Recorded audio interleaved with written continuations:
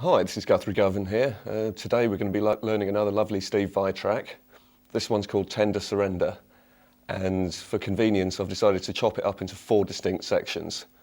Clean melody section, clean solo, dirty solo, and finally another clean melody section at the end. I've decided to demonstrate all of this without the use of a wah-wah pedal and without the bizarre crossfading between the 2 amp sounds which you hear on the original. This way hopefully the rendition's a little more usable to everyone at home. Alright, without further ado, let's get started. Most of the melody for this track is played in octaves, which is perhaps a tip of the hat to Jimi Hendrix or Wes Montgomery. And the basic shapes you need are this one, which is index finger at the A string, 7th fret, and your middle finger 2 frets higher on the G string.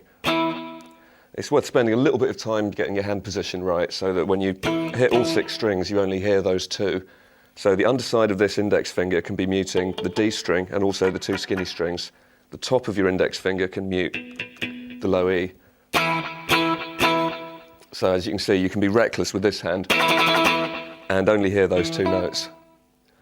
Okay, now there's a companion octave shape on the D and B strings, which is 1 fret wider. So for this shape, you'd probably use your little finger rather than your middle finger. So that's 7th fret on the D, 10th fret on the B string. And when you're playing melodies with these octave shapes, it's normally helpful just to concentrate on one string or the other. So in this case, I'm going to focus on the lower string. So long as you lock your hand in the octave shape, you should be fine. Both the notes should come out. Okay, so the first couple of bars sound something like this.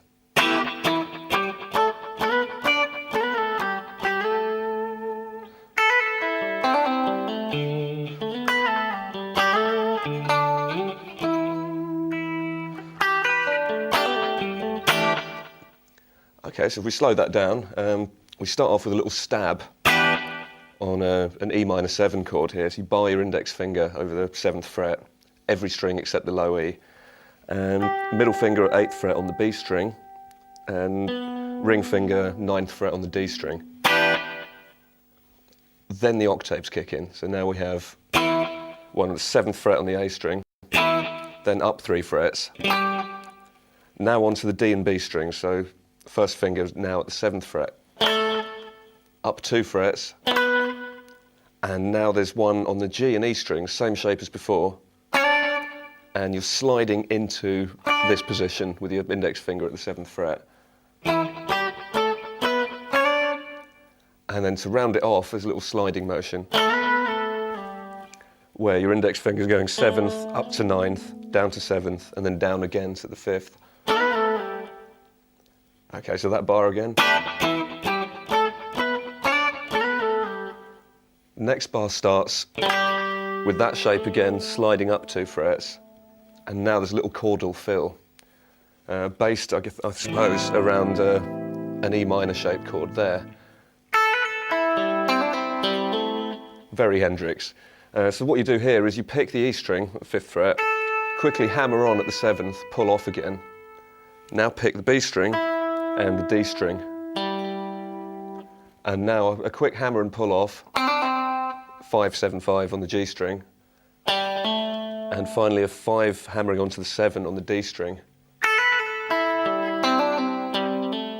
landing on this note, D, 5th fret on the A string. Okay, next couple of bars.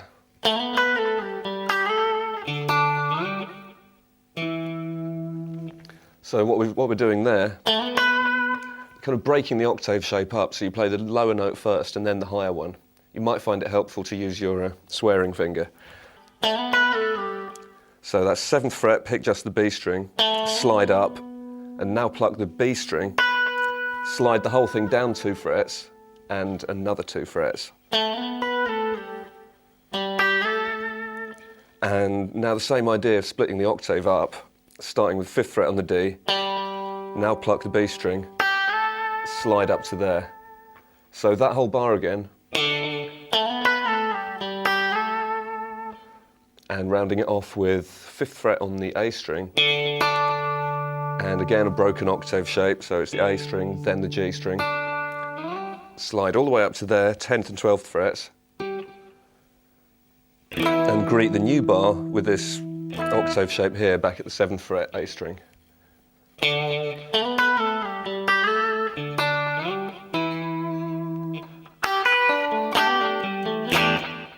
All right, and another Hendrixian chord fill here. So we're basically fretting that shape, and at some point in the future we'll be turning it into the Doobie Brothers minor 7th chord shape. So what we're doing here is pick the B string at the 8th fret, and now the E string, let the bar do all the work.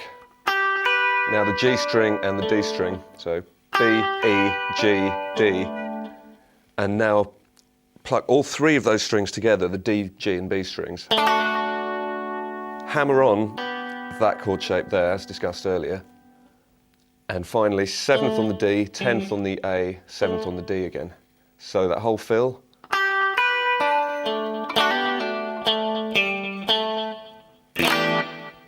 And land on a stab on this chord, which is kind of a minor 11th shape.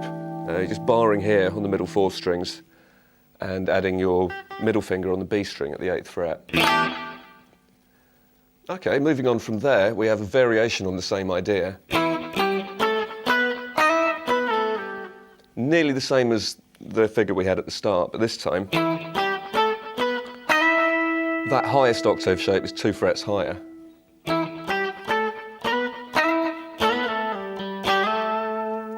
Otherwise, this is all stuff we've already done. So we move on to another fill. This is quite a Vyism whenever he's using a clean sound. It will go down and pick really near the bridge, so you get this thinner kind of tone. So what he's doing here is raking the 3 unwound strings downwards, starting at the 2nd fret on the G string, letting the other 2 ring out as open strings. And now you slide up to the 4th, down again, and now start pulling off between the open G string and the 2nd fret. And then speed the trill up at the end, hopefully landing on that note on beat 1 of the next bar. So that whole bar would be 3 and 4 and...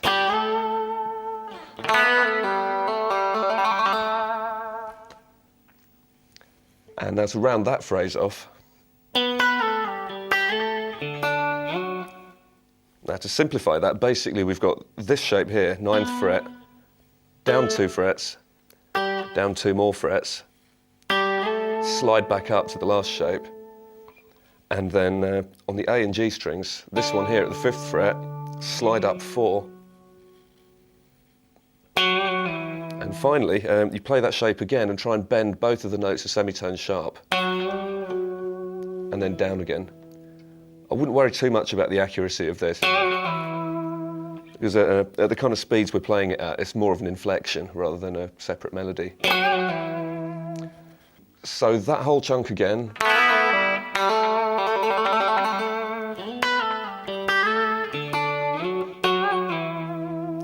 And a very Hendrixy fill here.